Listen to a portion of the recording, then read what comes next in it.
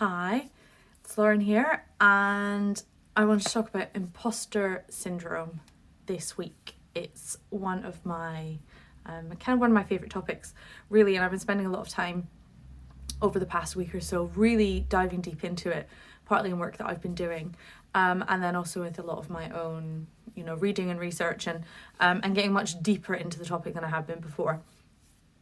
One of the conclusions that I've come to, and one of my issues with it, is that I don't think it has the right name.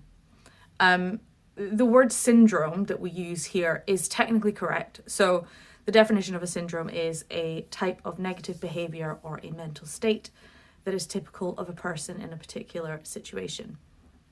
So imposter syndrome kind of sums that up because it's talking about the different things which contribute to it. There's a lot of them over a period of time, and that's how we develop imposter syndrome.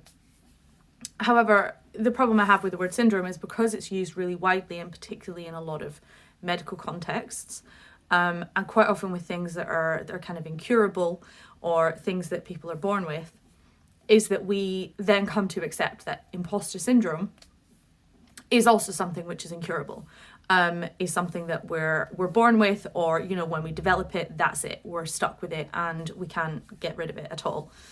And I feel really differently. The truth is, we aren't born with it. It's something which develops over time throughout our lives, quite often at a very deep level. It becomes our programming. It gets programmed into our subconscious, and it tells us that we don't belong and that it's not okay for us to be visible.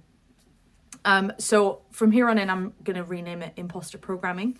So if you see anything from me, that's what it means.